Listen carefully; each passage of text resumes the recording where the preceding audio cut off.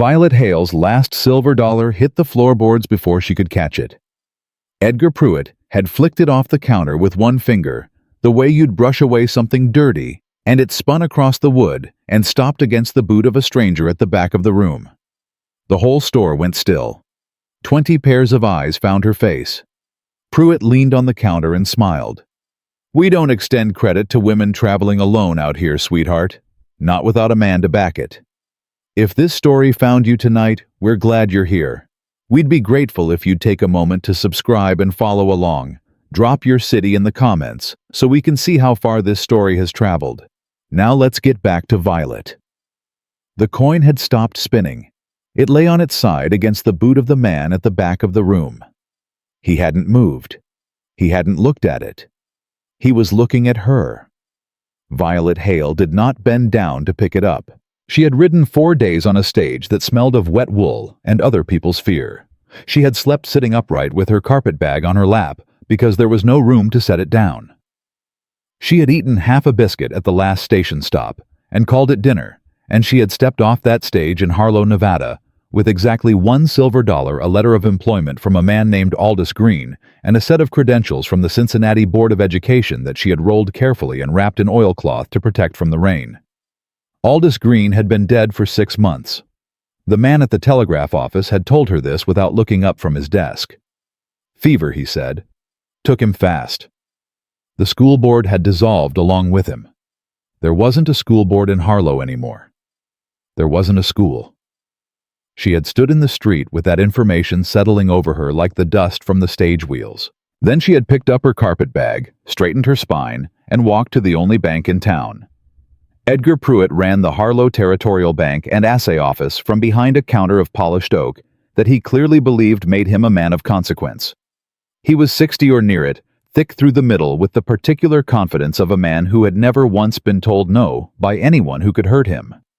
He wore a good suit. He had a watch chain. He smiled at Violet the way a man smiles at something that cannot fight back. She had explained her situation clearly. The job was gone. She needed 2 weeks of credit enough to cover room and board at the boarding house while she found alternative employment.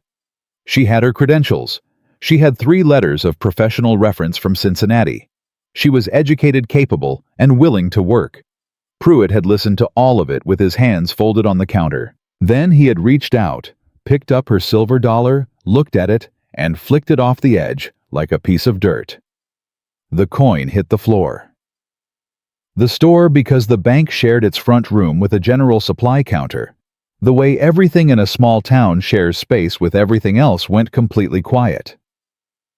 "I heard every word you said," Pruitt told her. His voice was pleasant. That was the worst part. "And my answer's the same. We don't extend credit to unaccompanied women. That's policy.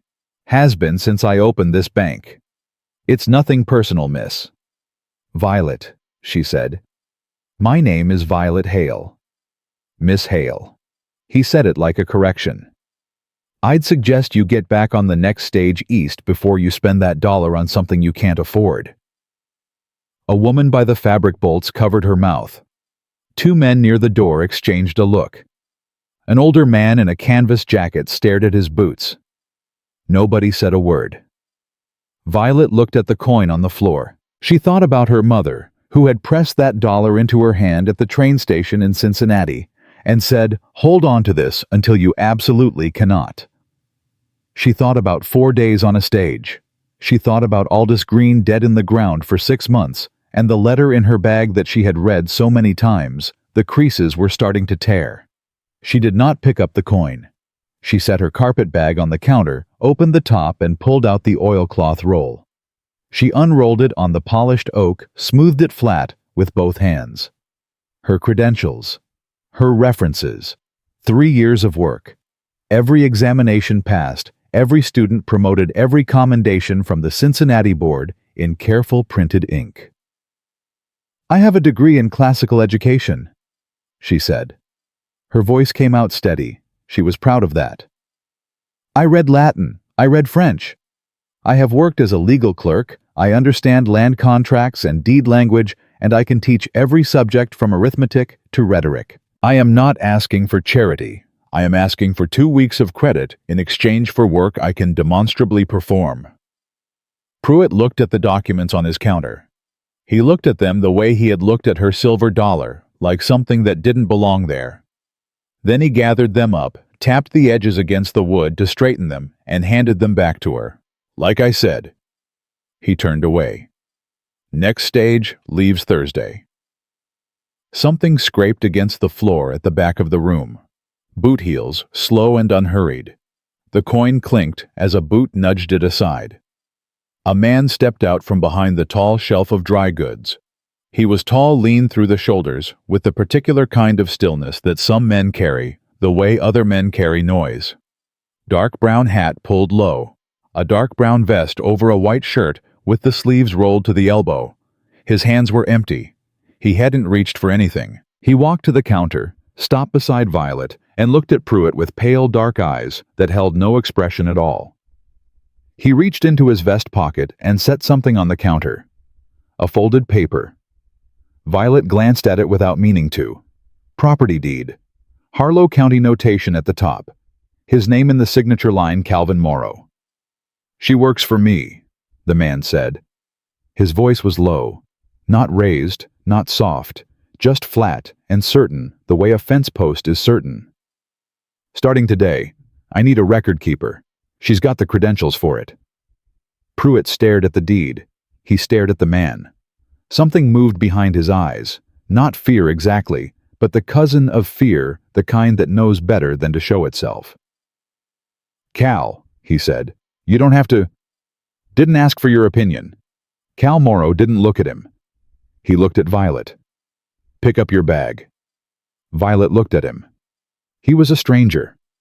This town was full of strangers. She had in the last 2 hours been stranded, dismissed, and publicly humiliated by men who didn't know her name. She had no particular reason to trust this one. But he had said record keeper. He had said credentials. He had not said sweetheart. She picked up her bag. She rolled her documents back into the oilcloth, tucked the roll under her arm, and walked to the door. She stopped at the edge of the counter and looked down at her silver dollar on the floor. She picked it up. It was warm from lying in a patch of sunlight. She put it in her pocket and walked out. The man Cal Morrow came out behind her. He didn't hold the door. He didn't offer his arm. He walked past her to a horse tied at the post, a bay mare with a white stripe down her nose, and untied the reins without hurry. "Where's your other bag?" he asked. "That's all I have." He looked at the carpet bag. He looked at her. He nodded once the way a man nods when he's filed something away in his mind and decided not to comment on it. He untied a second horse from the post beside the mare, a gray gelding, older calm, and held the reins out to her. "You ride. I'll manage." The corner of his mouth moved, not a smile, something adjacent to one. "Harlow's 4 miles back down from my place. Road's not bad this time of year." He swung up onto the mare. "Stay behind me on the switchbacks. Gray knows the trail." They rode out of town without speaking. Violet kept her eyes on the road and her hands easy on the reins and refused to think about what she had just agreed to, or who she had agreed to it with, or the fact that she was riding into the Nevada hills with a man whose name she had learned from a property deed 30 seconds ago. The gray gelding did know the trail.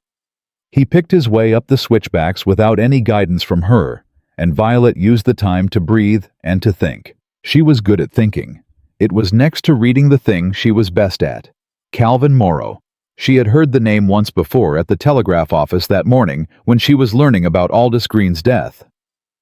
The operator had mentioned Morrow in passing, something about the West Pasture land claim, something unresolved, something the county had been sitting on for 2 years. She had been too occupied with the wreckage of her own situation to pay it close attention. Now she wished she had. The ranch appeared over the crest of the last hill. She had expected something like what she'd read about rough-hewn, barely standing, the kind of place that suggested a man who had given up on anything beyond survival. What she found instead was a working property. A house of solid timber, 2 stories with a covered porch running the length of the front. A barn in good repair.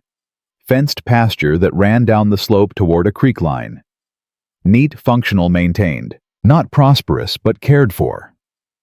There was an office lean-to built against the side of the house she noticed with a single window that faced east. Cal dismounted, tied both horses and carried her bag to the porch without asking. He set it down by the door and stood back. "Kitchen's through the main room," he said. "Pump's out back. There's a room off the kitchen was my foreman's before he moved on. It's yours if you want it. Door has a lock." He met her eyes when he said that last part. Said it plainly, without embarrassment. "You work, I pay. Fair wage, same as any hired hand. You keep my accounts and my land records organized. I've got a filing system that's been a mess for 3 years, and I've got a boundary dispute with the county that needs someone who can read deed language without getting a headache." He paused. "You said you read deeds." "I do." "Then we'll start there." He turned to go. "Mr. Morrow." He stopped. "Why?" It wasn't exactly a question. She didn't inflect it like one. He turned back halfway. His profile was sharp against the afternoon sky. He took a moment before answering the way men do when they've decided to tell the truth, but want to make sure they've got the right version of it. "That man in there," he said, "has been running that bank for 15 years. In those 15 years, I have watched him do to 17 different people what he just did to you. 12 of those 17 are gone now. Moved on, moved east, gave up." Something shifted in his jaw. "I'm tired of watching people give up." Violet looked at him. "That's all?" "That's enough." He walked into the barn. She stood on the porch for a moment, her carpet bag at her feet, the oilcloth roll under her arm, her silver dollar in her pocket. She looked at the office lean-to, the single east-facing window. She picked up her bag and went inside. The room off the kitchen was small and plain. Iron bed wool blanket, a table with a kerosene lamp. The window looked out over the back pasture toward the creek. Violet set her bag on the bed, sat down beside it and pressed her palms flat on her knees and breathed. She had left Cincinnati 7 weeks ago with a letter of employment, $40 a carpet bag of clothes, and a conviction that her skills were worth something to someone somewhere, even if no one in Cincinnati had been interested in demonstrating that. She had $40 until St. Louis, where the stage connection had cost her $22. She had $18 until Salt Lake City, where she had waited 4 days for a connecting route, and spent more than she'd planned on lodging, because the cheaper option had not been safe. She had arrived in Nevada with her silver dollar and her credentials and the name of a dead man. She had not cried at any point during this process. She was not going to cry now. She unpacked her bag with methodical care. 2 dresses, a hairbrush, her mother's locket on its chain, a spare pair of gloves mended at the right thumb, the domestic management handbook she'd carried since she was 18, and at the bottom, wrapped in a cotton handkerchief, the thing she hadn't shown Pruitt, hadn't shown anyone, because it wasn't the kind of thing you showed to people who were deciding whether you were worth trusting. A leather journal, narrow with a brass clasp. Her work journal from the law office in Cincinnati. 3 years of case notes, deed transcriptions, contract analyses, margin annotations in her own shorthand. The complete record of every land document she had processed, cross-referenced, and in 12 specific cases, quietly flagged for irregularities that her employer had chosen not to pursue. She set it on the table beside the kerosene lamp, looked at it for a moment. Then she went to find the kitchen and start supper, because whatever else was true, she needed to eat, and the man who had just offered her a wage had also, as far as she could tell, saved her from sleeping on a bench in the Harlow Telegraph office tonight. The kitchen was larger than she'd expected. A good iron stove, well seasoned. Dry goods on the shelves in reasonable order. A root cellar door in the back corner. She found beans, salt pork and onion, a tin of cornmeal. She lit the stove, which took 3 tries because the flue needed adjustment, a problem she fixed by herself with a rag and the cast iron poker, and started the beans. She was cutting the onion when she heard footsteps on the porch. A knock at the kitchen door. Not Cal Morrow's knock. She'd already learned his step, which announced itself exactly as much as it needed to, and no more. This was different. Lighter. More deliberate. She opened the door. A woman stood on the back porch. 60, maybe older. White hair pulled back tight, eyes the color of dark creek water, sharp and deep, and missing nothing. She wore a good dress and carried a covered basket, and had the particular bearing of someone who had decided a long time ago that the world would simply have to accommodate her. "Ruth Cassidy," the woman said. "I run the boarding house on Clement Street. I heard what happened in Pruitt's bank today." She held out the basket. "Thought you might want supper your first night." Violet looked at her. "How did you know I'd be here?" "Because Cal Morrow's the only man in this county who would have done what he did, and he's the only one with enough sense to see what you're worth to him." Ruth set the basket on the kitchen table, lifted the cloth.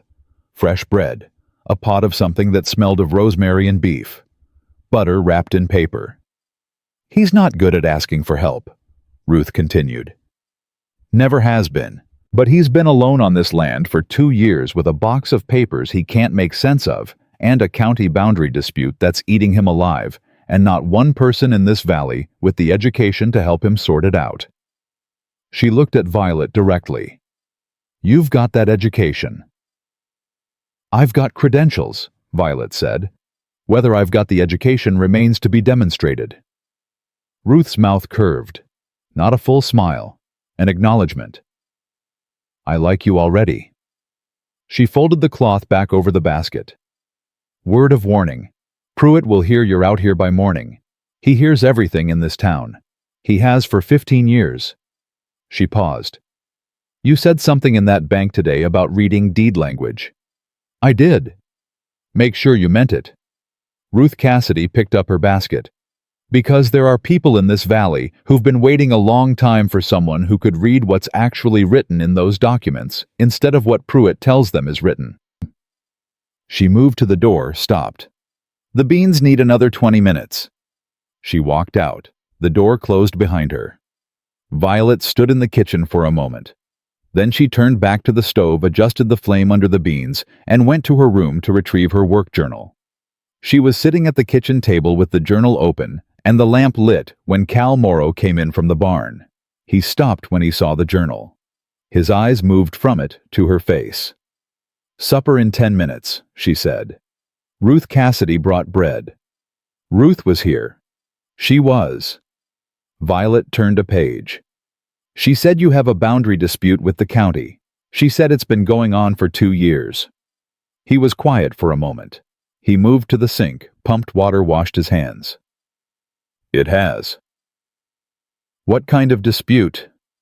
"The kind where someone claims my east pasture belongs to a land trust I've never heard of on the basis of a deed I've never seen." He dried his hands with a rag. "Pruitt's the notary of record on the county documents. Says everything is properly filed. Says the deed predates my purchase by 8 years. Violet looked up from the journal. "Do you have your original purchase deed?" "I have it." "May I see it?" He looked at her. Something moved in his expression, not suspicion exactly, but the wariness of a man who had been disappointed by enough people to have learned to protect the things that mattered. He left the kitchen. She heard him in the next room, heard a drawer open, heard the sound of paper being handled. He came back and set a folded document on the table in front of her. She opened it, smoothed it flat, bent close to the lamp. The deed was dated 1871. Harlow County notation. Proper territorial seal. She read the legal description of the property, the boundary coordinates, the chain of title.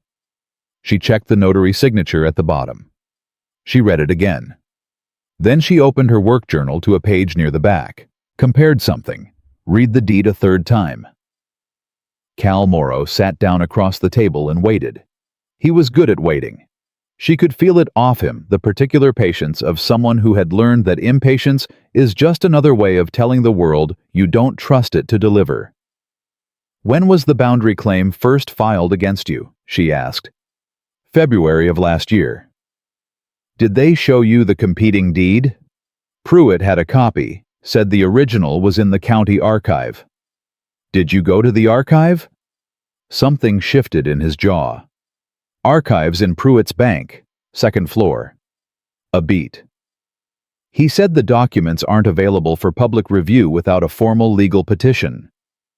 Violet looked at the deed in front of her. She looked at her journal. She closed the journal, pressed her palm flat on the cover for a moment. The territorial seal on your deed, she said, uses the 1869 notation format. The county changed to a new format in 1870, which means either your deed was prepared before the format change, she looked up at him, or someone prepared it after 1870 using the old format because they didn't know the format had changed. Cal Morrow was very still. The competing deed, she continued, the one Pruitt showed you. Did it have a seal? It had a seal. What format? He looked at her steadily. I don't know. I need to see it. It's in Pruitt's bank. I know. She folded his deed carefully, handed it back to him.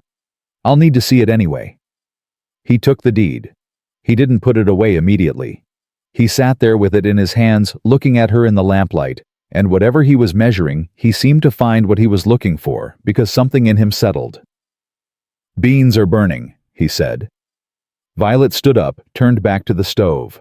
They were not burning. Close, but not burning. She pulled the pot to the side, tasted, adjusted the salt.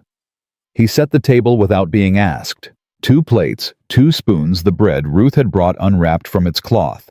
He poured water from the pitcher. He sat back down.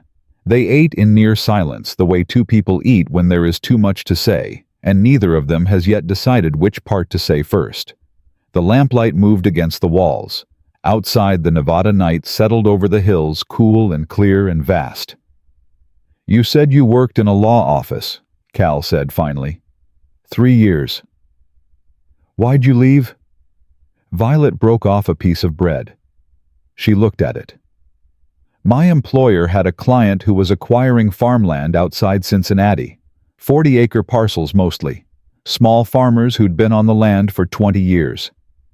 She set the bread down. The purchase deeds I was processing had an error in the legal description, a consistent error in the same place in every deed. It reduced the stated acreage by 12%, while the purchase price reflected full acreage. She looked at him. The farmers were selling more land than they were being paid for, 12% of 40 acres across 63 transactions. Cal Morrow's spoon stopped moving. I flagged it, she said. 3 times in writing. My employer told me the error was immaterial. I disagreed in writing a 4th time. She picked up the bread again. I was dismissed the following Monday. The fire popped. The lamp flame bent and steadied. Did the farmers ever find out? Cal asked. No. The word came out flat and clean, like a door closing. That's the thing about a 12% error in a legal description. It doesn't look like much on paper. It doesn't look like anything unless you know how to read the coordinates. She looked out the dark window. Most people don't. Cal Morrow set down his spoon. He looked at his hands on the table, then out the window, then at her. His expression had the particular quality of a man confronting something he had not let himself look at directly in a long time. The people who lost land out here, he said. His voice was quiet, careful. In this valley, over the last 15 years. Violet waited. 17 families. He said the number like it cost him something. I know of 17, could be more. He looked at the table. Pruitt holds the notary seal for every land transaction in Harlow County. Has since he got here. A pause. Every single disputed deed I've ever heard of in this valley went through his office. The lamp burned between them. Outside, a horse moved in the barn, slow and quiet. Violet reached for her work journal. She opened it to the back section, where her shorthand filled the margins around 3 years of case notes. She turned it so he could see the page, though she knew he couldn't read the shorthand. She tapped one entry with her finger. "I've seen this before," she said. "Not here, not. In Cincinnati. Different name, different county, same methodology." She looked at him directly. "Mr. Morrow, when you hired me today, what did you actually think I was going to find in those papers?" He met her eyes. For a long moment, the only sound was the fire and the dark and the horse in the barn settling into sleep. "I didn't know," he said. "I just knew someone needed to look." Violet closed the journal. She set it beside her plate. She looked at it for a moment, then at him, then at the window where the Nevada night pressed black and cold against the glass. "Then let's start tomorrow," she said. She was up before dawn. The office lean-to had a door that connected directly to the main house through a narrow hallway beside the kitchen, and Violet had found it the night before after Cal had gone to bed, and the house had gone quiet. She had stood in the doorway with her lamp and looked at what 3 years of neglect looked like when it belonged to a man who was too proud to admit he needed help. Filing boxes stacked 4 deep along one wall. A desk buried under loose paper, most of it water-damaged at the corners, where the window seal had leaked at some point, and nobody had bothered to fix it. A wooden crate on the floor stuffed with document rolls that had been tied with twine and never untied. A ledger open on the desk to a page dated 14 months ago, the last entry in a column of figures that stopped mid-page like a sentence that had given up on itself. She had gone back to bed, but she had not slept well. Now she sat at the desk with her lamp and her journal, and Cal Morrow's original purchase deed laid flat in front of her, and she worked through it again, the way she had worked through 100 documents in Cincinnati, methodically, without assumption, letting the language tell her what it actually said, instead of what she expected it to say. The territorial seal was wrong. She was certain of that now. The 1869 format used a 5-point notation in the lower left corner. The 1870 revision had moved that notation to the lower right and added a secondary county clerk stamp. Cal's deed had the notation in the lower left, which meant it had been prepared before 1870 or prepared after 1870 by someone working from a template that predated the format change. Either was possible. Neither was conclusive. That was the problem with document irregularities. They suggested things without proving them, and suggestion was not the same as evidence. And evidence was what you needed when the man on the other side of the dispute held the notary seal and had been doing this for 15 years. She heard him in the kitchen just after sunrise. The particular sequence of sounds pump-handle water in the basin, the cast-iron stove door opening told her he was up and moving and had not yet registered that she was already working. She waited until she heard the coffee pot go down before she came to the kitchen doorway. "I need to ask you something," she said. He turned from the stove. He was already fully dressed, hat off, his dark hair pushed back from his face. He looked at her and at the papers in her hands and at the lamp she was still carrying, even though the morning light was coming through the kitchen window. He didn't ask why she was already working. He just nodded. "The 17 families," she said. "The ones who lost land. Do you know any of them? Anyone still in the area?" Cal poured coffee into 2 cups before he answered. He set one on the table in front of her spot, without asking if she wanted it. "Margaret Voss," he said. "She's still here. Runs the laundry on Clement Street. Lost her husband's homestead claim 4 years ago. 40 acres east of here, good Pasture Creek access." He sat down. "She didn't have money for a lawyer. Pruitt told her the paperwork was in order. She cried in the street for 2 days, and then she went back to work. I need to talk to her." "She won't want to." "I know." Violet set Cal's deed on the table between them and tapped the seal. "Look at this notation. Lower left corner. You see it?" He leaned forward, looked where she was pointing. "That's the 1869 format," she said. "The county updated to a new format in 1870. Your deed uses the old format. That could mean your deed was legitimately prepared before the change, which would support your ownership claim. Or it could mean someone prepared it fraudulently and used an outdated template." She looked at him. "The only way I can tell which is true is to compare it to another deed from the same period prepared by the same notary. Ideally, multiple deeds. Pruitt's the notary. I know. His records are in his bank. I know that too. She wrapped her hands around the coffee cup. But he's not the only source. County transactions before 1872 would have been filed with the Territorial Land Office in Carson City. They'd have duplicate records. She paused. And every property owner in this valley has their own original deed. Pruitt keeps copies. The originals belong to the landowners. Cal was quiet for a moment. You want to collect original deeds from the people who lost land. I want to compare notary seals and signatures across multiple documents spanning 15 years. She met his eyes. If Pruitt has been falsifying documents, he's been doing it consistently. Forgers are consistent. They develop habits. The same small errors appear across multiple documents because the forger doesn't know they're making them. She set down the cup. I did this once in Cincinnati. It took me 6 weeks. By the end, I had 14 documents with the same transposition error in the boundary coordinates, all notarized by the same clerk, all benefiting the same purchasing company. What happened to the clerk? He resigned. A beat. The purchasing company bought his house 6 months later. Cal looked at the deed on the table. His jaw was tight. And the farmers kept their land. She said it quietly. 3 of the 12. The other 9 had already signed final transfer. Couldn't be undone. She turned her coffee cup in her hands. It wasn't enough. It was what I had. He was silent for a long moment. The morning light was full now, coming in warm through the kitchen window, and the ranch outside was beginning to make its ordinary sounds, the horse in the barn, a bird somewhere, the dry Nevada air moving through the grass. I'll take you to Margaret Voss, he said. They rode into Harlow mid-morning.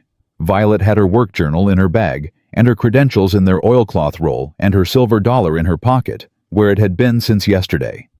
She had also, before leaving the ranch, spent 10 minutes in the office lean-to going through the wooden crate of document rolls until she found what she was looking for, 4 years of receipt records for land tax payments in Cal's handwriting, showing continuous ownership and payment on the east pasture that was currently under dispute.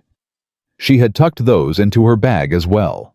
The laundry on Clement Street was a narrow building squeezed between a saddle shop and a closed storefront with a faded sign. Steam came from the back even this early in the morning.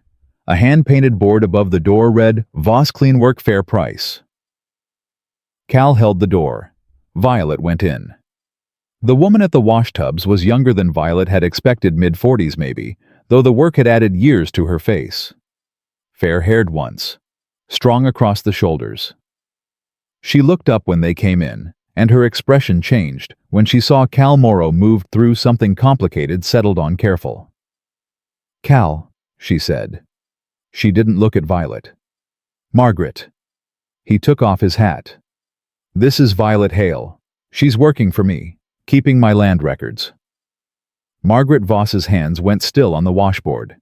She looked at Violet now. Her eyes were the particular blue of someone who had cried so much at one point that the color had faded a little the way fabric fades from too much washing. Record keeper, she said flatly. I read legal documents, Violet said. Deed language, notary records. I worked in a law office in Cincinnati for 3 years before I came west. Good for you. Margaret went back to the washboard. Violet set her bag on the counter, opened it, and laid Cal's deed flat without saying anything. She waited. Margaret didn't look up, but her hands slowed again. The notation on this deed, Violet said, is in the 1869 format.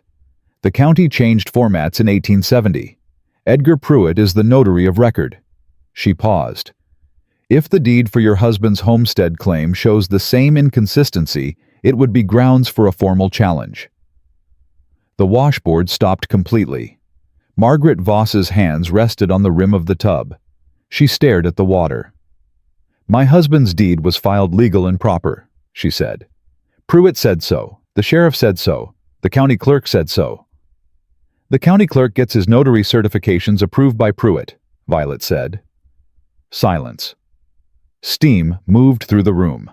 Somewhere in the back fabric shifted in a tub. Margaret turned around. Her face was tight controlled, the face of someone who had locked something very large into a very small room a long time ago and learned to live next to it. You have any idea what it cost me, she said, to stop fighting that? Do you have any idea what it took to get up every morning and come in here and work and not think about it? Yes, Violet said. I think I do. Margaret looked at her for a long moment. Something passed between them, not sympathy exactly. Something older than sympathy. Recognition. My deed's at my house, Margaret said finally. Tin box under the bed. I haven't looked at it in 3 years. She picked up the washboard again. I'm not saying yes. I'm saying it's under the bed. They collected 3 more that morning. A retired farmer named Amos Greer, who kept his deed in a Bible and handed it over without a word, just watched Violet with the careful attention of someone who had been disappointed too many times to show hope, but couldn't quite kill it either. A widow named Clara Sattler, who had lost 20 acres of good timberland, and made Violet sit down and drink a cup of tea before she said anything at all, and then pulled a deed from inside a coffee tin on the top shelf of her pantry and set it on the table with both hands, the way you set down something that still hurts to touch. And an old man at the edge of town, a Mexican land grant holder named Ernesto Reyes, who had farmed his family's land for 30 years before a competing claim appeared from nowhere in 1878. He spoke careful English, watched Cal with a steadiness that asked nothing and missed nothing, and when Violet showed him the notation on Cal's deed, he reached into his coat without a word and produced his own deed already folded to the notary seal. He had been waiting for this conversation. She could see it in the way he held the document. He had been waiting for years. She sat with each deed at a corner table in Ruth Cassidy's boarding house dining room, which Ruth had offered without being asked, pulling on her reading glasses and saying only, "Take all the time you need," and then bringing coffee without interrupting. Violet compared seals, compared signatures, compared the territorial notation formats. Cal sat across from her and watched her work. "You're going to tell me something I don't want to hear," he said at one point. Not a question. She looked up. "What makes you say that?" "Because you've been getting quieter the longer you sit with those papers, and you started out pretty quiet."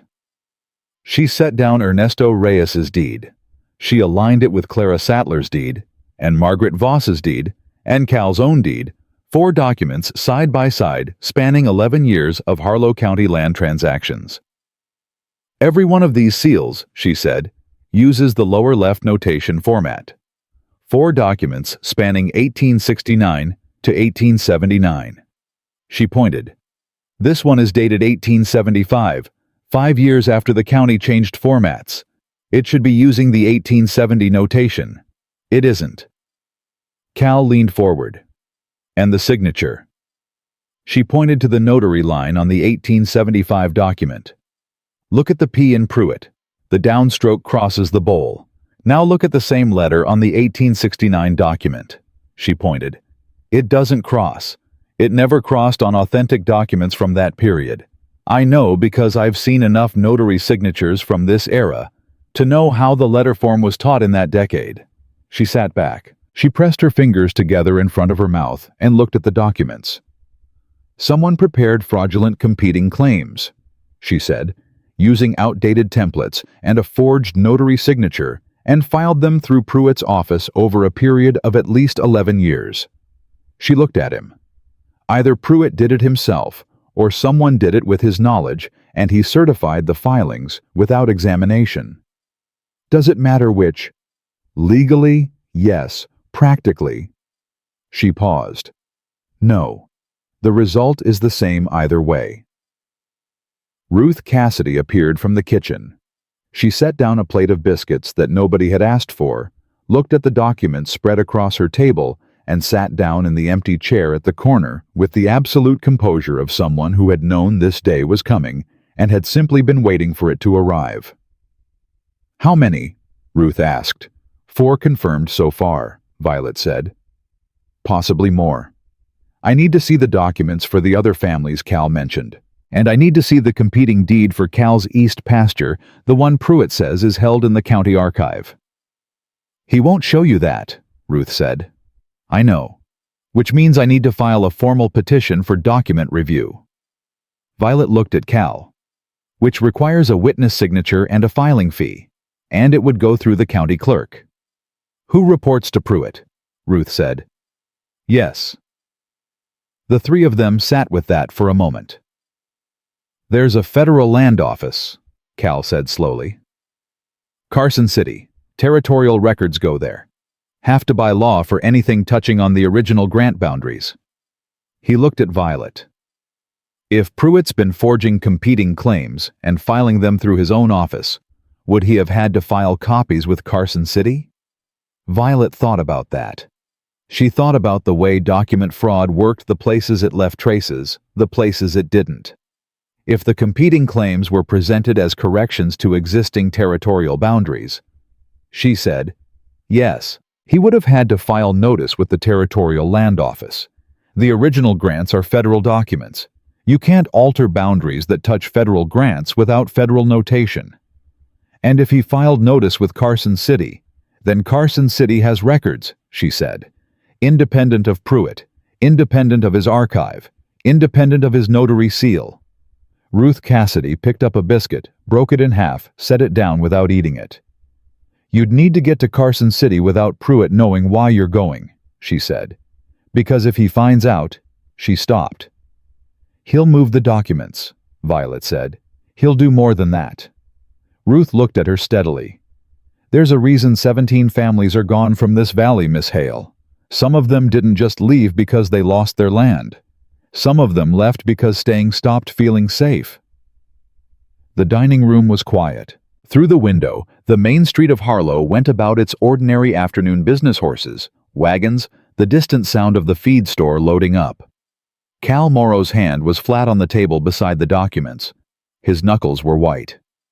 She could see it without looking directly, the particular stillness of a man containing something very large and very old that he had been containing for years.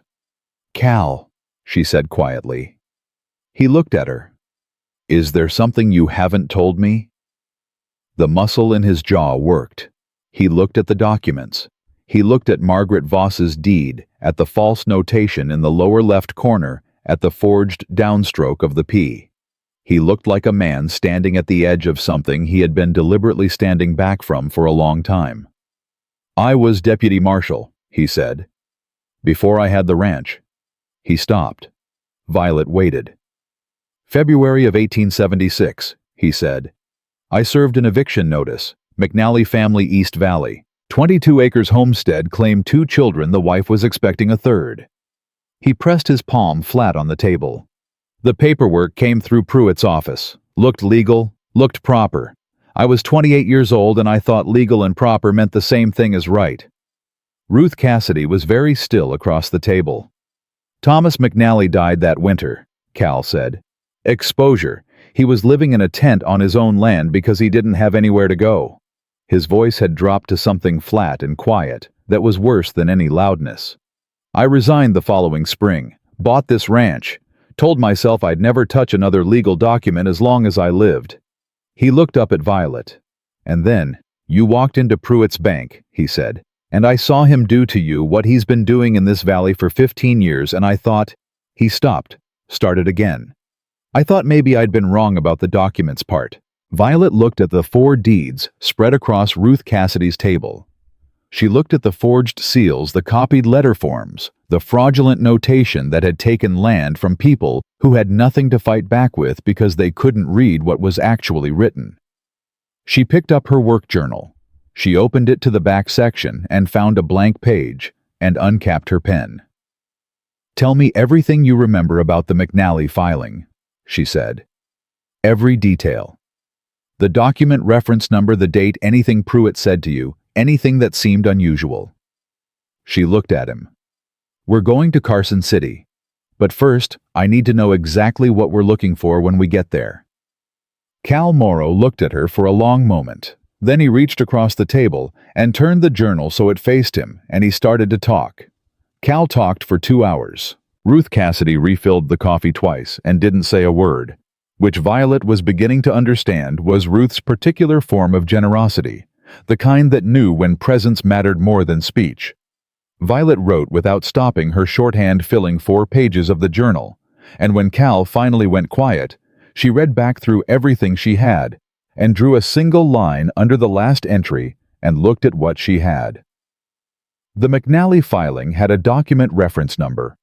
Cal remembered it because he had written it in his own deputy's log the day he served the eviction notice, and he had kept that log, and it was in the bottom drawer of the desk at the ranch under a copy of the Nevada Territorial Statutes from 1872.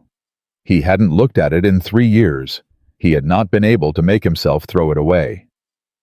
"Get it tonight," she said, "before we leave for Carson City." "When are we leaving?" "Tomorrow morning, early, before Pruitt opens his bank." Ruth looked up from her coffee. "He'll notice you're gone." "He'll notice by afternoon," Violet said. "We can be 40 miles up the road by then."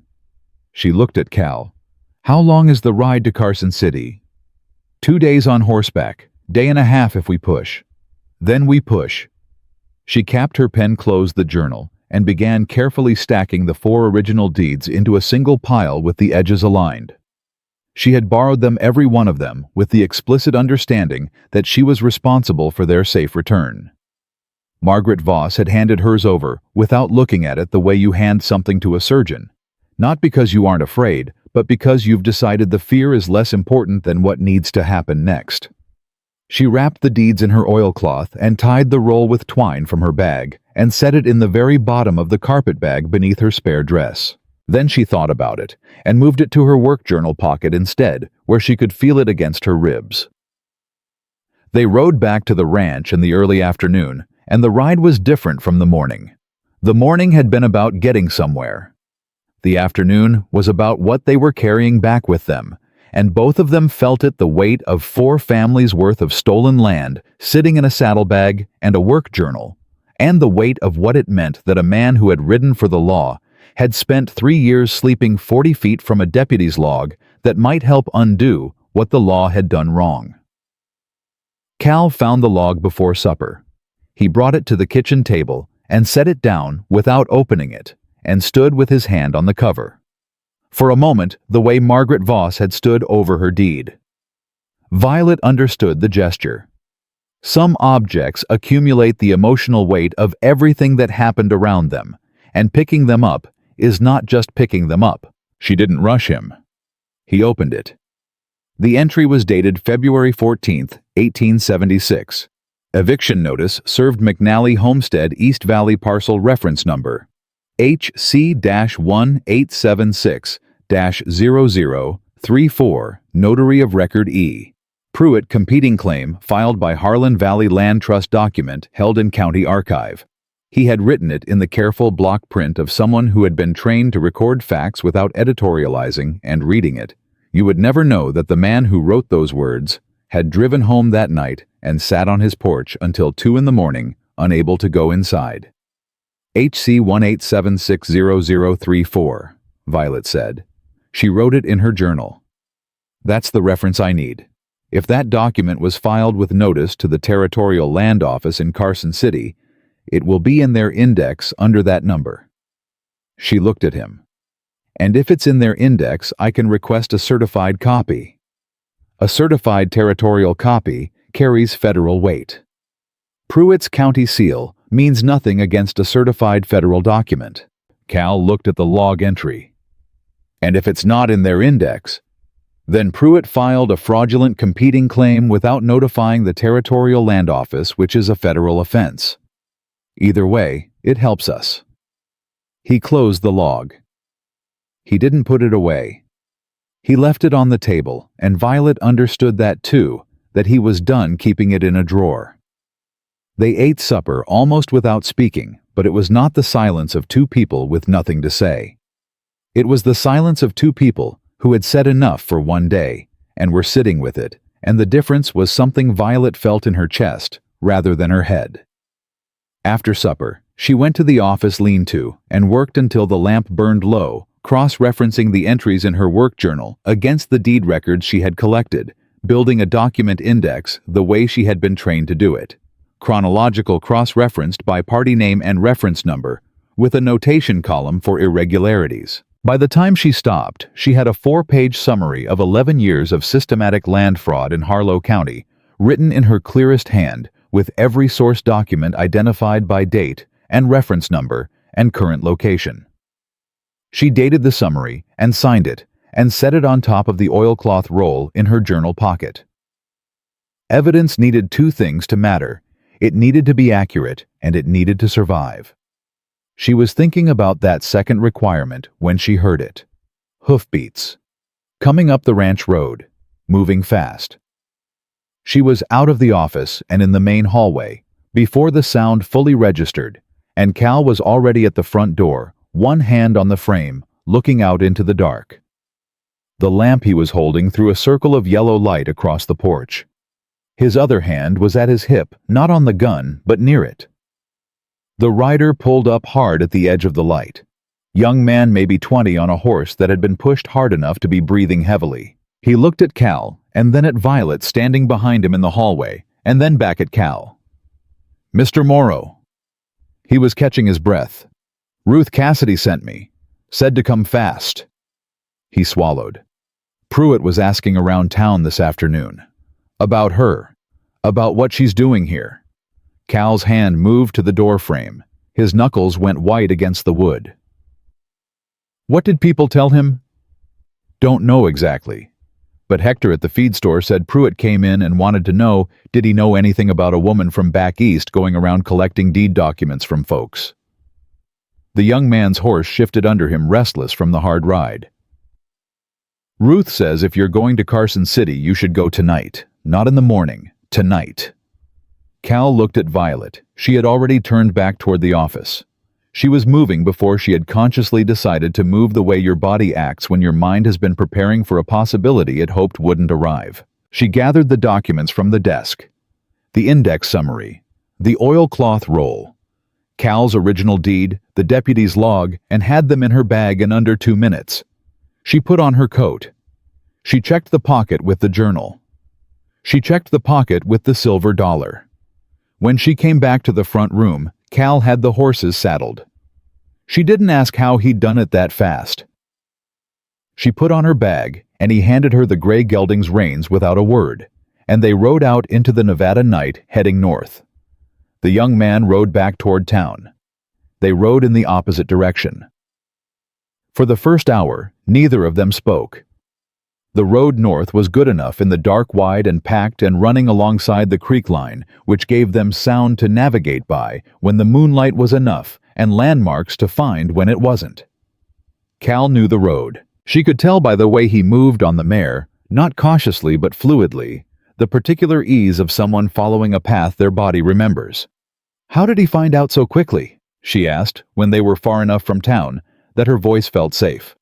Small town. His voice came from a few feet ahead of her in the dark. Everything moves fast. We talked to 4 people today. Each one of those people has neighbors, friends, people they trust. A pause. I'm not saying anyone told him deliberately. Doesn't have to be deliberate. Someone mentioned it to someone who mentioned it to someone whose cousin works at the bank. He paused again. Pruitt's been reading this town for 15 years. He knows every current in it.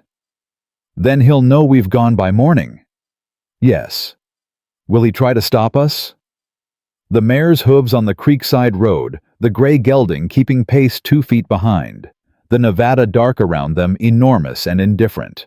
He'll try to be ready for what we bring back, Cal said. That's more his style. He doesn't chase, he prepares. A beat. He'll talk to the county clerk first thing in the morning. Make sure the local records are in order. Make sure anything that could be challenged is documented in his favor before we can get a federal counter-document. Another pause. He'll also talk to his contacts in Carson City. He's got some. Been operating in this territory long enough to have made himself useful to certain people. How useful? Useful enough that a woman showing up at the territorial land office with a work journal and 4 borrowed deed documents might find the clerk suddenly unavailable. He said it without drama, the way you state a fact you've already accepted. Or might find the index for 1876 filings is currently under review and not available to the public. Violet rode with that for a while. The creak ran alongside them, steady and low, the sound of it a kind of company in the dark. "Then we don't go to the clerk's window," she said. "What do you mean?" "I mean, we don't walk in and ask for a public document review. That's the path he can block." She adjusted her grip on the reins. "I need to think about this differently." She was quiet for a moment. "Is there a federal land commissioner in Carson City?" "There's a territorial land commissioner. Federal jurisdiction over original grant boundaries." "Does Pruitt have contacts there?" "Not that I know of. Different world from county notary work. Federal appointment, not local." She thought about what she knew about territorial land commissioners, which was, she admitted to herself, less than she'd like. She had dealt with county-level documentation in Cincinnati, not federal. But she understood the chain. Original grants were federal documents. Territorial commissioners held authority over original grant boundaries that superseded county notary records. If a competing claim filed at the county level affected a parcel that touched an original federal grant boundary, the territorial commissioner had standing to review it, independent of any county official. Cal's east pasture. She had read the boundary description in his deed 3 times. The east fence line abutted a parcel that had been part of the original 1861 Nevada territorial grant. She was almost certain of it. She needed to confirm it, but if she was right, then the competing claim against Cal's land had been filed affecting a boundary that fell under federal jurisdiction. Pruitt could block a county document request. He could not block a federal jurisdictional review. She said all of this aloud, riding in the dark, because thinking it through silently was slower, and she didn't have time for slow. Cal was quiet for a long moment when she finished. "You'd need to show the commissioner's office that the boundary connection exists," he said, "before they'd agree to pull the competing claim for review. I have Cal's deed with the boundary description. I have my document index. And I have your deputy's log with the reference number for the McNally filing, which is the document I believe will show the clearest evidence of forgery, because it's the oldest one I can trace, and forgers make their worst mistakes early before they've refined their method." She paused. "I also have 4 years of your land tax receipts showing continuous payment on the east pasture, which establishes good faith ownership regardless of the competing claim." "You brought the tax receipts." "I brought everything." She could not see his face in the dark, but she heard the breath he let out. It was not a sound of relief exactly. It was the sound of someone who had been carrying something alone for a long time, and had just without quite intending to allowed someone else to take hold of one end of it. They rode until the first gray light showed on the eastern ridgeline, then stopped at a creek crossing to water the horses and eat from the provisions Cal had packed without mentioning. Hard biscuit, dried beef, a tin of water that was cold and clean. They sat on flat rocks at the creek edge, not talking, and the morning came around them slowly. "Tell me about Cincinnati," Cal said. She looked at him. He was watching the creek, elbows on his knees, turning a piece of dried beef in his hands. "What about it? You said you flagged the fraud in writing 4 times. He looked at her. "Most people stop at once. Some make it to twice. 4 times means you knew what was going to happen and you did it anyway." Violet was quiet for a moment. The creek ran over flat stones, catching the early light. "My employer's name was Garrison," she said. "He was not a bad man. He was a practical one. He understood that the farmers had been wronged, and he understood that the cost of correcting it was higher than the cost of not correcting it. And he made a practical decision." She turned the water tin in her hands. "The farmers never knew. They signed the final transfer documents and they left. They thought they had made a fair transaction." She looked at the water. "I couldn't stop the fraud, but I could put on the record that it had been identified, so that if anyone ever looked, they would find that it had been seen. By you. By someone." She set down the tin.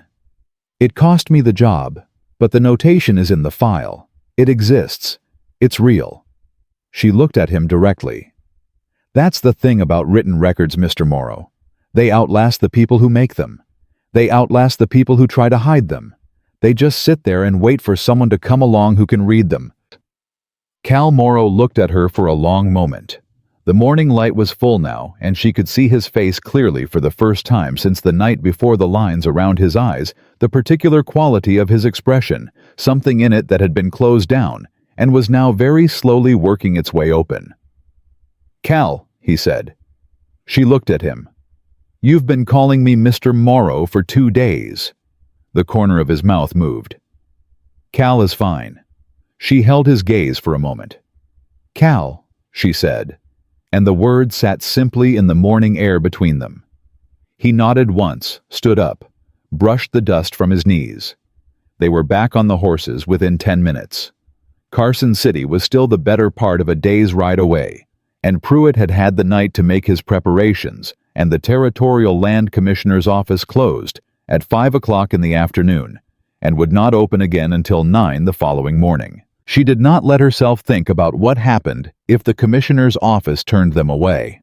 She had learned over 3 years in a Cincinnati law office, and 7 weeks on a stage heading west, and 2 days on a Nevada ranch with 4 stolen deeds in her bag, that the mind needs something to do in the hours between action and outcome, and the most useful thing it can do is prepare.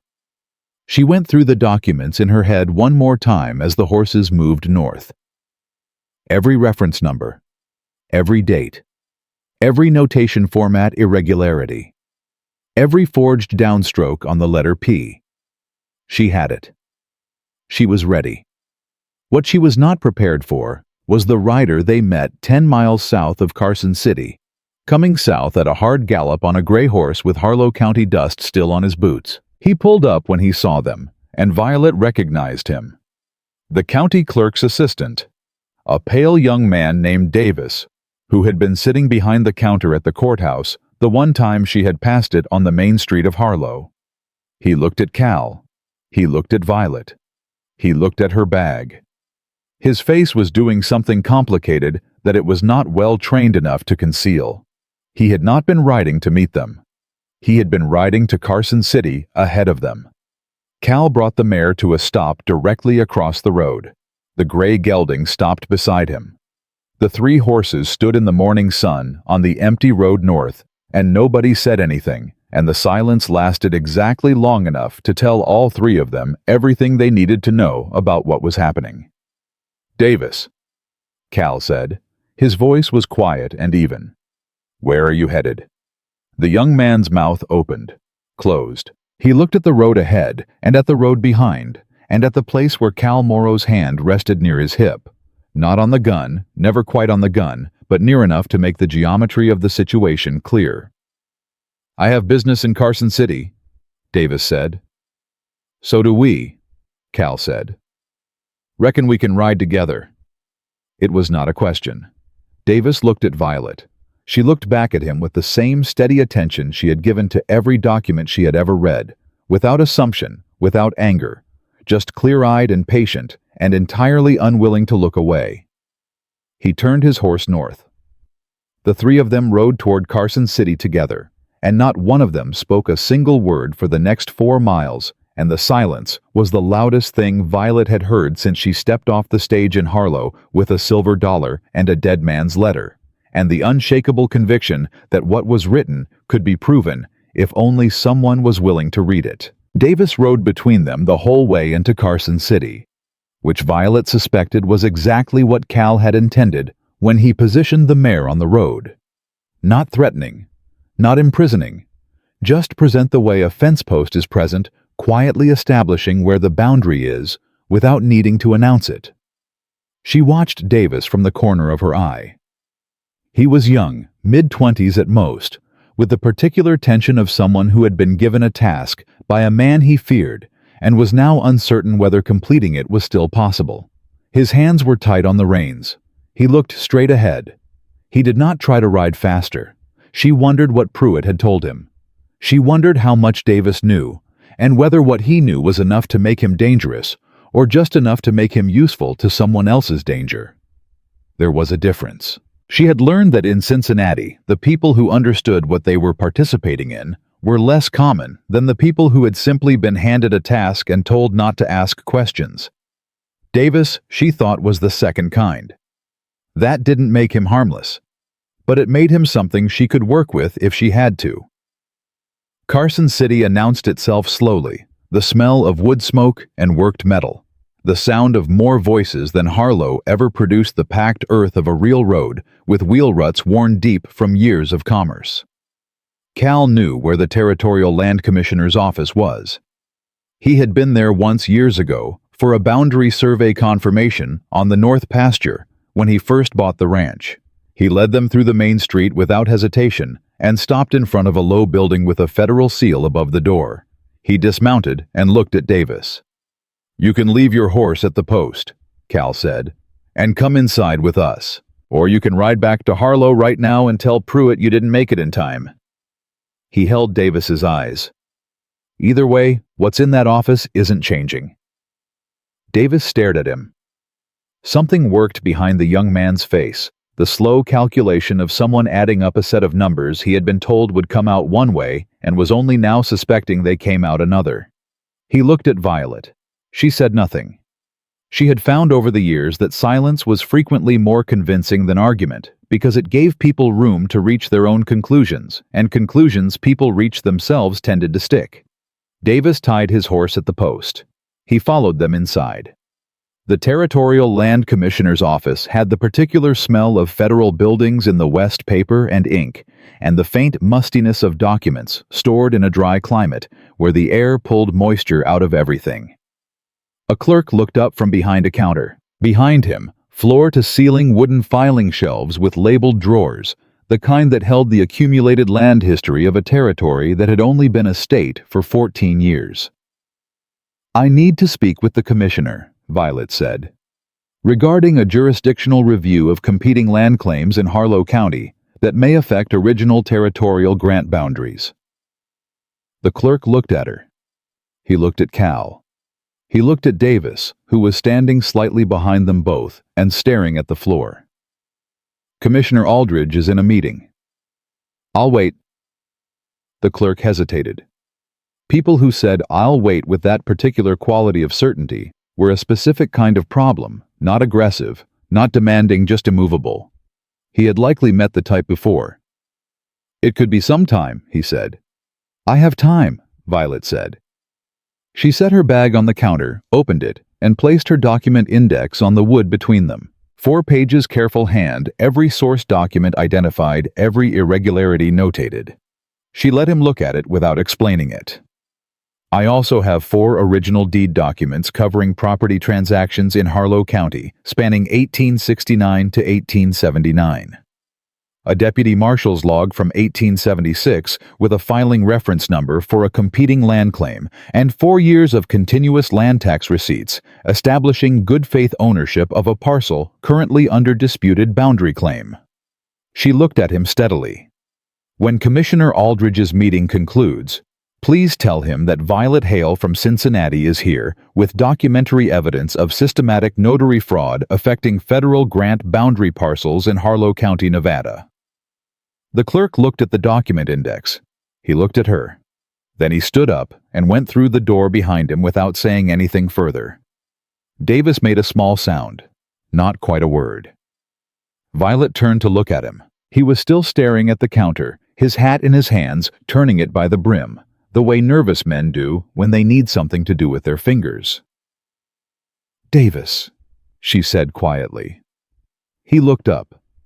"Did Pruitt tell you what was in the documents you were coming to Carson City to protect?" His mouth worked. "He said there was a woman causing trouble, stirring up old complaints, said she didn't understand how county land law worked and was going to embarrass herself and the county in front of the federal office." He swallowed. "Said I should come up and have a word with the clerk.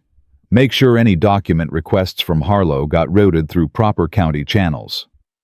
"Proper county channels," she said. "Meaning through Pruitt's office." "He's the notary of record." "He is." She looked at him. "Davis, How long have you worked for the county clerk? 3 years. In those 3 years, how many times has a land dispute in Harlow County been resolved in favor of the original homestead owner rather than the competing claim? He was quiet, his hat turned in his hands. Once, he said finally. His voice had dropped. And that was because the competing claimant died before the case was settled. Violet nodded once. She turned back to the counter and did not say anything else to him. She had said enough. She could feel the thing happening behind his face, the same slow addition of numbers that had started outside, now reaching a total he couldn't deny. She wasn't going to rush it. Conclusions people reached themselves tended to stick. She had learned that. She intended to keep on believing it. Cal was standing at her shoulder, slightly behind and to the right, and she was aware of him, the way you are aware of something solid and steady in a room that might otherwise be uncertain. He hadn't spoken since they came inside. He didn't need to. His presence said what it needed to say without words, and she had come over 2 days to find that quality in him, not just useful, but genuinely settling. Commissioner Aldridge came out 10 minutes later. He was a compact man, 60s, with the deliberate movements of someone who had learned to conserve energy because the days were long and the work was endless. He looked at Violet, at Cal, at Davis, and at the document index on the counter in that order, and his expression as he did this was the expression of a man who had seen enough in his career to be difficult to surprise, and was currently cautiously interested. "Miss Hale," he said. "Commissioner." She extended her hand. He shook it without hesitation. "Thank you for your time." He picked up the document index and read it. Not skimmed it, read it, moving his eyes down each page with the careful attention of someone to whom document language was a native tongue. When he finished, he looked up. "You prepared this?" "Last night, yes." "You said original territorial grant boundaries are implicated." "Cal Morrow's East Pasture, Harlow County." She pulled the oilcloth roll from her journal pocket and unwound it on the counter. She found Cal's deed, opened it to the boundary description, and pointed. "This eastern fence line. If you cross-reference against the 1861 grant survey." Aldridge held up one hand and turned to the filing shelves behind him. He opened a drawer, ran his finger along the tabs, pulled a document. He brought it back to the counter, opened it beside Cal's deed, and compared the boundary coordinates. Violet watched his face. His jaw tightened. Just slightly. Just enough. "This fence line is 40 feet inside the original grant perimeter," he said. "The competing claim, if it references the territory east of this boundary, is asserting ownership of land that abuts federal grant acreage." He looked at her. "You knew this." "I suspected it. I needed to confirm it." "A competing claim affecting federal grant-adjacent land has to be filed with this office, not just county notary." His eyes moved to the document index. "Your reference number. HC-1876-0034, the McNally filing." "Yes." He went back to the shelves. He found the 1876 index drawer, ran his finger down the tabs, stopped. He pulled a folder, opened it. Read for a long moment. Then he closed the folder and set it on the counter with the particular care of someone who has just found something in a familiar place that should not be there. "This filing exists in our index," he said. "Notice of competing land claim, Harlow County, February 1876, reference HC-1876-0034, Notary of Record, E. Pruitt." He paused. "The document copy on file uses the 1870 notation format."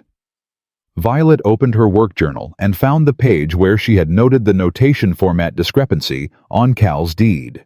She placed it on the counter beside the commissioner's folder. "Cal Morrow's deed uses the 1869 format," she said. "Lower left notation. The McNally competing claim which Pruitt filed with this office in 1876 uses the 1870 format. If Pruitt prepared Cal's deed legitimately in 1869, he would have been using the 1869 format as a matter of habit and training. The fact that the competing claim he filed 6 years later uses the correct updated format." She looked at Aldridge. "While the original deed he certified uses the outdated format, indicates that the original deed was not prepared in 1869. It was prepared later using an outdated template to establish a false ownership date. The room was very quiet. Cal's hand came down flat on the counter beside her, not covering her documents, just present.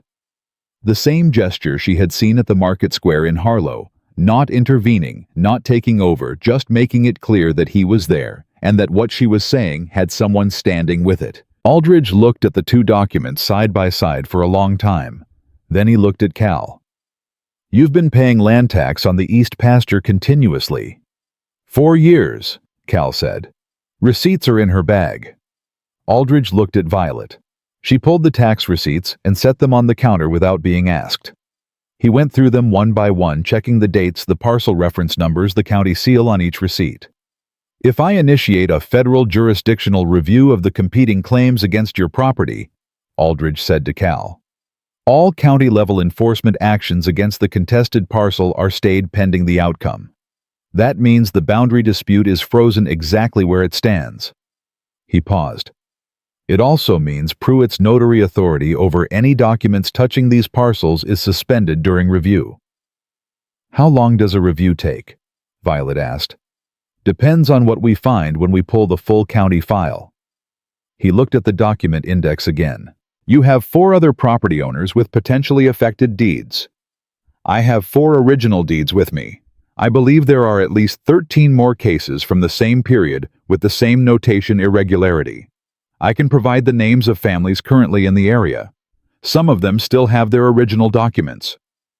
Aldridge looked at her with the careful attention of someone recalibrating what he had expected this conversation to be. "You said you worked in a law office in Cincinnati." "Legal clerk, 3 years. You're not an attorney." "No, but I'm a very good reader." She held his eyes. "And I have been reading these documents for 2 days. Commissioner, and I am telling you that what I have found in them is real. I am not asking you to take my word for it. I am asking you to look at what I've put in front of you and read it yourself." He looked at the documents. He looked at her summary. He looked at the deputy's log entry with the reference number in Cal's careful block print. He looked at the 4 original deeds from Margaret Voss and Amos Greer and Clara Sattler and Ernesto Reyes, each one with the wrong notation in the lower left corner. Each one representing a family that had lost land to a system that had counted on nobody being able to read what was actually written. "I'm going to need all of this," he said. "Originals where you have them, certified copies of your index summary. I'll need sworn statements from the property owners." "I can get those." She was already thinking about the ride back. About Margaret Voss's face, the blue eyes faded from too much crying. About Ernesto Reyes pulling his deed from inside his coat, the way you produce something you have been guarding for years. About Ruth Cassidy sitting at her dining room table saying, "Take all the time you need." They would give sworn statements. Every one of them. She was certain of it, certain. "Give me an hour with these documents," Aldridge said. He gathered them with both hands, carefully treating them with the respect of someone who understood what they represented. "Then we'll talk about what comes next." He went back through the door behind the counter. The 3 of them were left in the front room, Violet, Cal, and Davis, who had not moved from his spot and had not spoken in 20 minutes, and was now doing something with his expression that Violet watched carefully without appearing to. He looked, she thought, like a man who had just watched the ground shift under his feet and was deciding whether to move with it or against it. Cal was the one who spoke to him. His voice was quiet without accusation. "You've got a choice to make, Davis." The young man looked up. "You go back to Harlow and you tell Pruitt what you saw in here," Cal said, "and you go on working for a man who has been stealing land from families in that valley for 15 years. And when this review concludes, and it will conclude, your name is on the wrong side of it." He paused. "Or you tell Commissioner Aldridge what Pruitt sent you here to do. Right now, before this goes any further." Another pause. "Being used by a dishonest man doesn't make you dishonest, but staying quiet when you know the truth does." Davis's hat had stopped turning in his hands. He held it still, pressing the brim flat against his palms. His eyes were wet. Not crying, but closed the look of someone standing at the edge of something and feeling the height of it. "I didn't know," he said. His voice cracked slightly. "Not at first. Not when I started." He pressed his lips together. But there were things that didn't make sense. Documents that came through that I wasn't supposed to question. Reference numbers that didn't match the index the way they should have. He looked at the counter. I told myself it was above my level, that the county clerk knew what he was doing, that Pruitt was the notary of record and it wasn't my place. "No," Violet said. "But it's your place now." He looked at her. She met his eyes without softness and without cruelty, just direct and clear the way she had learned to be when the thing that needed saying was the thing that would cost someone something to hear. He nodded. Once. Then he set his hat on the counter and walked to the door at the back and knocked. Violet turned to Cal. He was looking at her, and his expression was the one she had started to recognize, the one that had been closed down for 3 years and was now by increments working its way open. Not quite a smile. Something quieter than a smile and more durable. "How did you know he'd do that?" he said. "I didn't." She set her hands flat on the counter. "But people usually do what they can live with, and he didn't look like a man who was going to be able to live with the other option." Cal was quiet for a moment. "You knew that from looking at him." "I knew it from listening to him." She straightened her bag on her shoulder.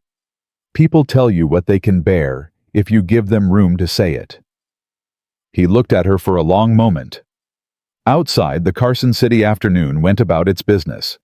Inside, the federal shelves held their years of accumulated records, all the land and the loss and the contested boundaries of a state that was still figuring out what it was and who it belonged to.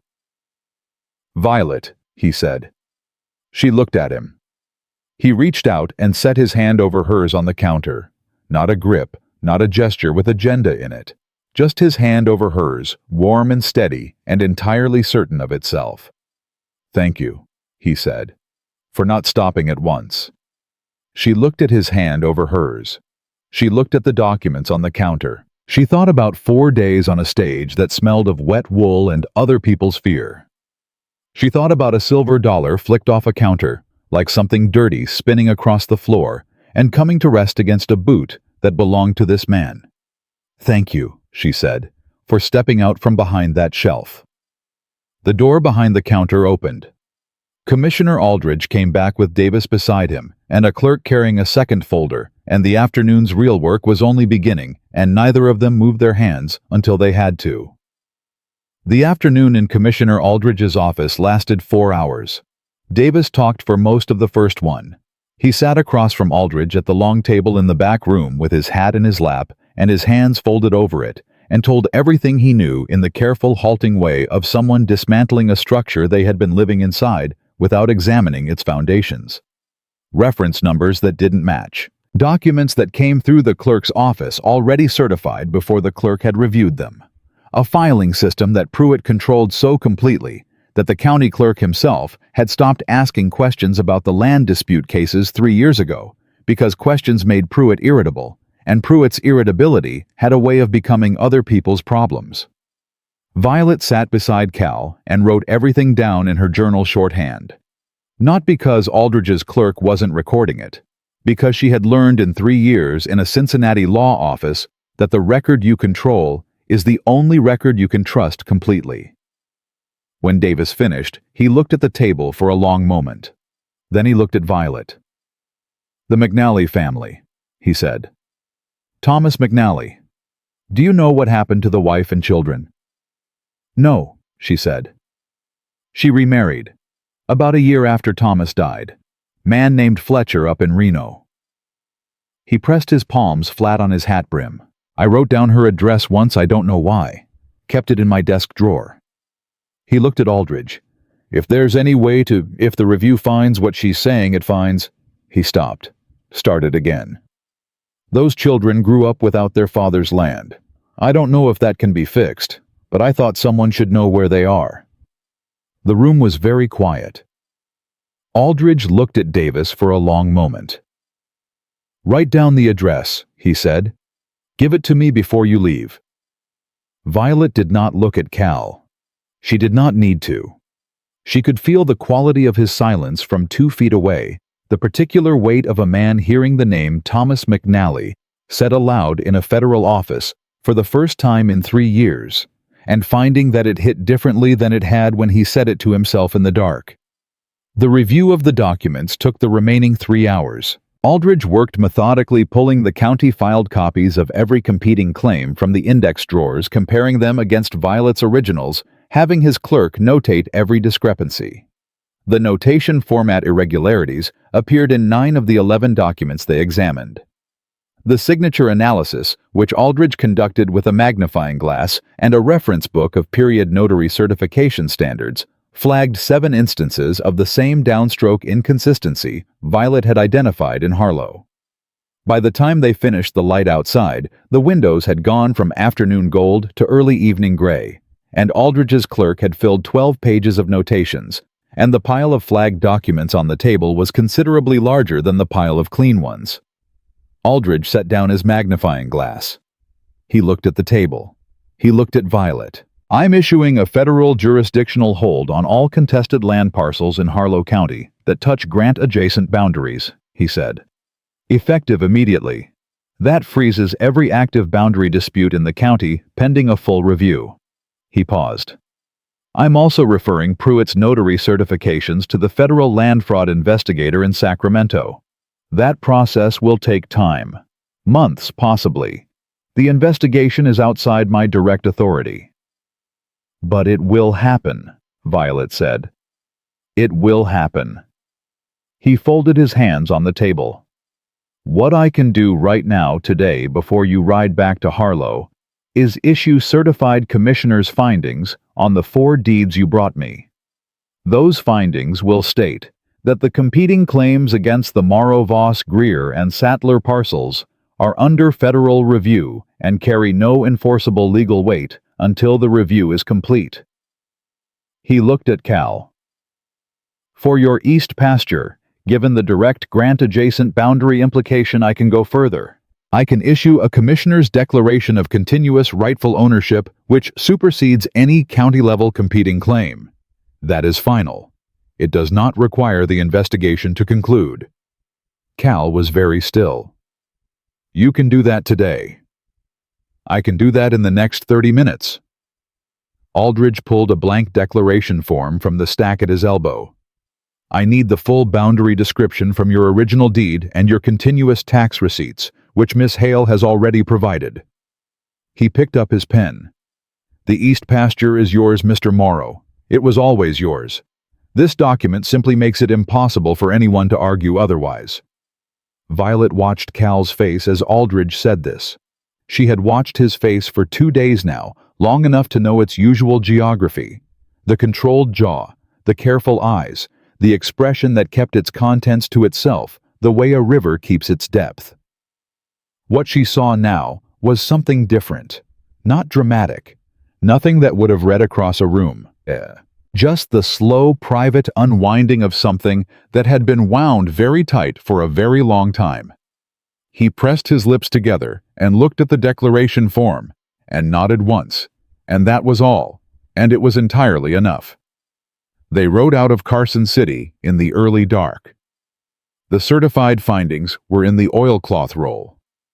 The commissioner's declaration for Cal's east pasture was in a separate sealed envelope that Aldridge had handed to Violet directly, saying, "Keep this on your person until it's delivered to the county record office in Harlow." She had put it in her coat's interior pocket against her ribs next to her work journal.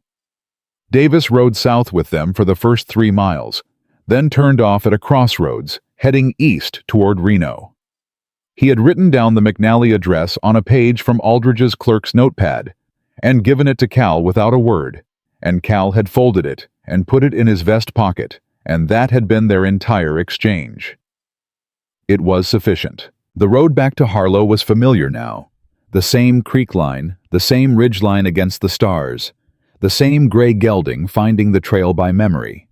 but familiar in a different way than it had been 2 days ago, the way a road changes character once you know where it leads. "He'll fight it," Cal said. They were an hour south of Carson City. The dark settled full around them. "Pruitt, he's got money, and he's got contacts, and he's been building his position in that county for 15 years. A federal hold doesn't end it." "No," Violet said. "It doesn't end it, it changes it." She adjusted her grip on the reins. Right now, Pruitt's position depends on being the only person in Harlow County who controls the documents. Once this hold is in place, and people know it's in place, that's gone. The power structure he built only works while nobody can see what's underneath it. She paused. Documents are like that.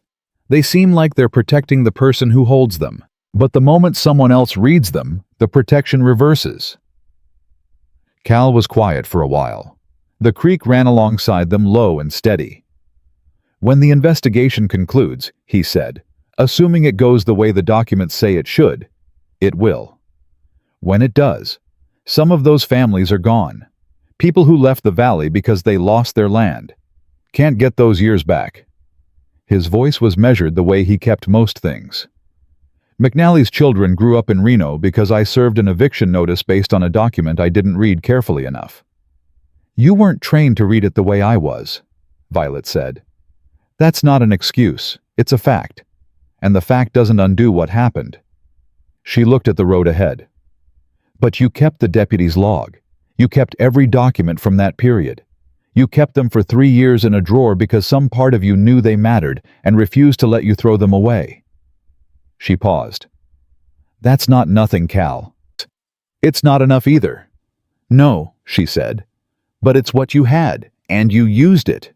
She turned to look at him in the dark, his profile steady against the stars. "That's what I told you about written records. They wait. They wait until someone comes along who can read them." She let that sit for a moment. "You came along." He looked at her. She couldn't see his expression clearly in the dark, but she felt the quality of his attention, the full, unhurried kind that he gave to things that mattered. "You came along," he said quietly. "I just opened a door." The corner of her mouth moved. "You opened it at exactly the right moment." They rode without speaking for a while after that, and the silence was the comfortable kind, the kind that doesn't need filling, because the people inside it have already said the things that needed saying and are content to let the rest wait. They reached Harlow at mid-morning. They had stopped once to sleep for a few hours off the road, wrapped in the bedrolls Cal had packed back to back on opposite sides of a flat rock, with the horses tethered nearby, and once at dawn to water the horses and eat the last of the provisions. Violet had slept 4 hours and woken feeling for the first time in weeks that the ground beneath her was real and would hold. The town was going about its morning business when they rode in. The feed store loading up, women with baskets moving between the dry goods and the laundry. The sound of a hammer from somewhere behind the saddle shop. Ordinary. The way a place looks ordinary right up until the moment something in it changes. Violet and Cal went to the county clerk's office first, before Pruitt's bank opened, before anything else. The clerk, a thin man named Hooper, who had always, Violet suspected, known more than he let on, looked at the commissioner's sealed envelope the way a man looks at something he has been half expecting and entirely dreading. He opened it. He read the declaration. His face did the complicated thing faces do when 15 years of looking away from something finally comes due. He stamped it into the county record. He had no legal choice. The federal seal meant he had no legal choice, and Violet had understood that from the moment Aldridge signed it. Pruitt could do many things. He could not undo a federal commissioner's declaration once it was stamped into the county record by the county clerk in front of 2 witnesses. Cal Morrow's east pasture was on record as his. Finally and completely, and without any further argument possible. Hooper set his stamp down. He looked at the declaration on his desk. He looked at Violet. "Are there more of these coming?" he asked. His voice was quiet, was not hostile. The voice of a man asking a question he already knows the answer to and is trying to prepare himself for it. "There are 4 certified review findings from the Commissioner's office," she said, "for Voss, Greer, Sattler, and Reyes, and a federal investigative referral for Pruitt's notary certifications that will be arriving by mail within the week." She set her document index on his desk. "I'd suggest you make yourself familiar with this before then. It will help you understand what the investigators will be looking for when they come." She pushed the index across the desk toward him. He looked at it. He did not push it back. They left the clerk's office and crossed the main street. Ruth Cassidy was standing on the porch of the boarding house, as if she had been there all morning, which Violet suspected she had. She looked at them, at their dusty coats, at the set of their faces, at the way they moved, and she read what was in it, the way she had spent 60 years reading people. "Coffee's hot," she said, "and Margaret Voss is in my kitchen." Margaret was sitting at the long table with a cup in both hands, her back straight, her face composed in the careful way she held herself. She looked up when Violet came in. Violet set the certified review finding for the Voss parcel on the table in front of her. Margaret looked at the federal seal. She looked at Aldridge's signature. She looked at the language of the finding that the competing claim against her husband's homestead parcel carried no enforceable legal weight, pending full investigation, that her original deed had been identified as potentially fraudulently displaced, that she was a named party in a federal review process. She set down her coffee cup. She pressed her fingers flat against the document. "What does this mean?" she said. "In plain language." "It means the claim that took your land is under federal investigation," Violet said. "It means Pruitt cannot use it to enforce anything. It means there's a real possibility, I can't promise, but a real possibility that when the investigation concludes, the original fraudulent claim will be voided." She sat down across from her. "It may not give you back the years, but it may give you back the land." Margaret looked at the document for a long time. Her jaw was tight. The room was very quiet. Ruth at the stove, Cal standing in the doorway, the morning light coming through the window. "Robert worked that land for 11 years, Margaret said. Her voice was steady. "Built the fence line himself, planted the east field from seed, said he was going to leave it to our sons." She stopped, breathed. "We didn't have sons, we had daughters. Robert said that was better anyway, said they'd take better care of it." Violet waited. "He died thinking it was lost," Margaret said. "That's the part I can't fix. He died thinking a piece of paper had beaten him." She looked up. Her eyes were dry, but barely. "Can you fix that?" "No," Violet said. "I can't fix that." Margaret nodded slowly. She had not expected a different answer. She had asked because the question needed to be said, not because she thought it had an answer. "But the land," she said. "The land I can fight for, I already have." Margaret picked up the certified finding. She folded it carefully, the way you fold something that has value, and put it in the pocket of her dress. Then she picked up her coffee cup and looked at Ruth and said, "You said there were biscuits." Ruth put biscuits on the table. Amos Greer arrived 20 minutes later because Ruth had sent for him, and Clara Sattler came in behind him, and Ernesto Reyes came last, moving carefully on a knee that had been giving him trouble for years, and sat at the head of the table with the gravity of a man attending something he had been owed for a very long time. Violet gave each of them their certified review finding.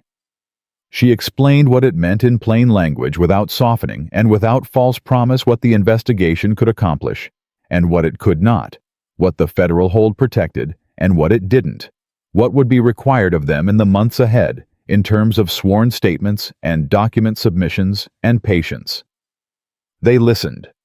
They asked questions, the kind of careful, serious questions that people ask when they have learned not to accept easy answers. Violet answered every one of them honestly, including the ones where the honest answer was, "I don't know," or "That depends on things I can't control." When it was done, Ernesto Reyes reached into his coat and produced his original deed and set it on the table and looked at it for a long moment. Then he looked at Violet. "My father's father was given this land," he said. 1851. Before Nevada was a state. Before most of the men who tried to take it were even born. He tapped the document with one finger. I always knew what was in it. I just needed someone who could prove it to the people with the stamps and the seals. I know, Violet said. You did that. We all did it, she said. You kept the document. Margaret kept hers. Amos kept his. You kept them for years in tin boxes and Bible pages and inside your coats because you knew they mattered even when nobody would listen. She looked at all of them, around Ruth Cassidy's table. I just knew how to read them. Ruth Cassidy, who had been quiet through all of this, set down her coffee cup and looked at Violet with the dark, creek-water eyes that missed nothing. What are you going to do now? She asked. You came here for a teaching job that doesn't exist. The table went quiet. Violet felt all of them looking at her. Ruth, Margaret, Amos, Clara, Ernesto. And Cal still in the doorway, his hat in his hands, not pushing, not asking, just there. I have work, she said. She looked at Cal. I have a filing system that needs 3 more weeks of organization and a boundary survey report for the North Pasture, and a federal investigation that's going to require document support from someone in Harlow who can read and write legal language. She paused. And Ruth tells me there are people in this valley who haven't had anyone to teach their children in 2 years. 3 years, Ruth said, since Miss Fowler left. 3 years. Violet looked at the table. I came west with credentials from the Cincinnati Board of Education and the certainty that they were worth something to someone. I still believe that. She folded her hands in front of her. I just had to find the right valley. Margaret Voss looked at her. The faded blue eyes were sharper now than they had been in the laundry 2 days ago. Something in them rekindled and not yet willing to go back down. You'll stay, she said. Not a question. A statement the way you state things you've decided to be true. I'll stay, Violet said. Cal walked her home in the late afternoon, the long way past the edge of town, where the road climbed toward the ranch, and the valley opened up on both sides wide and dry, and lit gold by the end of the day. They walked the horses, rather than riding the reins, loose in their hands. The silence between them, the kind that had been built slowly over 4 days of hard work and honest talk, and 2 people discovering without either of them announcing it that they had become necessary to each other. She reached into her coat pocket and found her silver dollar. She turned it in her fingers without taking it out. Pruitt will come to the ranch, she said. Probably. He'll make arguments. He'll try to negotiate. He'll tell you the investigation will drag on for years and offer you something to make it go away quietly. Probably, Cal said again. Don't let him. No. He looked at her. I spent 3 years letting things go quietly. I'm done with that. She took out the silver dollar and held it in her palm. The afternoon light caught it, tarnished at the edges, worn smooth from years of handling her mother's dollar that had crossed half a continent in her pocket and been flicked off a counter and rolled across a floor and rested against a boot that belonged to this man. Pruitt said this was worth nothing, she said. Cal glanced at it. Pruitt was wrong about a lot of things. She closed her hand around it. She thought about her mother at the train station in Cincinnati, pressing it into her palm and saying, hold on to this until you absolutely cannot. She thought about 4 days on a stage and a dead man's letter and a bank counter with polished oak and the particular smile of a man who had never once been told no by someone who could hurt him. She thought about what it meant to walk into a room with nothing but your credentials and your ability to read and to find that it was enough. Not because anyone gave it to you, because you had always carried it and you had simply refused to put it down. She put the dollar back in her pocket. The chamomile on the east slope, she said. Mrs. Harrington's daughter asked me last week if I knew anyone who could teach her to read.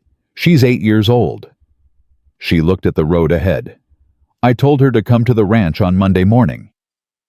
Cal was quiet for a moment. When he spoke, his voice had the quality she had come to recognize as his version of warmth, understated and completely certain, the way water is certain about which direction it runs. "Monday morning," he said. "I'll have coffee ready." She looked at him. He was looking at the road, his profile quiet against the evening sky, the lines around his eyes deep from years of squinting into the Nevada sun, and there was something in the way he walked beside her, not in front, not behind, exactly beside that, said everything neither of them had yet put into words and did not need to. The valley spread out below them, wide and still, and lit by the last hour of light, and Violet Hale walked through it with her silver dollar in her pocket and her credentials in their oilcloth roll, and 4 days of work behind her that had changed the shape of the ground beneath 17 families' feet.